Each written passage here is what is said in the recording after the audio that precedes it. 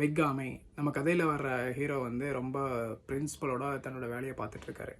அப்படி என்ன வேலைன்னு கேட்டிங்கன்னா திருட்டுங்க. அவர் ஆரம்பத்தில் பெட் பாக்கெட் அடிக்க ஆரம்பித்தார். ஸோ பெட் பாக்கெட் அடித்து மறுபடியும் அதையும் இதையும் பண்ணி அந்த தொழிலை நான் ரொம்ப நேர்மையாக பண்ணிகிட்டு இருக்காரு. ஆரம்பத்தில் கை செலவுக்காக பெட் பாக்கெட் அடிக்க ஆரம்பித்தார். அப்புறம் காசு வர வர அப்படியே வந்து அது தொழிலாக மாற்றிட்டார். பெட் பாக்கெட் அடிக்கிறது, செயினை பிடிக்கிறது, அதுக்கப்புறம் மறுபடியும் வீடு வீடாக போய் கொள்ளையடிக்கிறது, ரோட்டில் வேறு ஏதாவது கிடைஞ்சாலும் எடுத்துக்கிறது, அந்த மாதிரி சின்ன சின்ன திருட்டு பண்ணிகிட்டு இருந்தார். ஒரு குறிப்பிட்ட காலத்துக்கு அப்புறம் கொஞ்சம் கொஞ்சமாக பெரிய திருட்டாக பண்ண ஆரம்பித்தார். வீட்டில் போய் பல்காக திருட ஆரம்பித்தார்.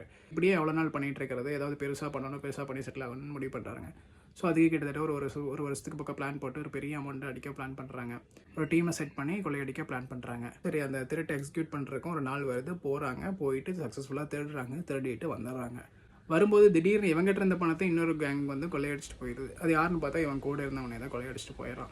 ஸோ இப்போ இந்த கதை என்ன சொல்லுதுன்னா, இவன் என்ன தான் ரொம்ப நாளாக திருட்டு வேலை செஞ்சு பண்ணிகிட்டு இருந்தாலும் இப்போ வரைக்கும் அவங்ககிட்ட பெருசாக சொத்து கிடையாது. வர்ற காசெல்லாம் அப்படி இப்படியே காணாமல் போயிடுது.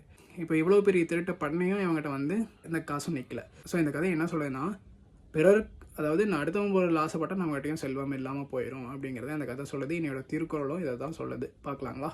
அக்காமை செல்வத்திற்கு யாதெனில் வெக்காமை வேண்டும் பிறன்கை பொருள். ஸோ இதோட பொருள் என்னென்னா, மற்றவங்களோட செல்வத்திற்கு ஆசைப்பட்டால் நம்மகிட்ட இருக்கிற செல்வம் கூட நம்மகிட்ட நிற்காமல் போயிடும் அப்படிங்கிறதா இதோட பொருள்.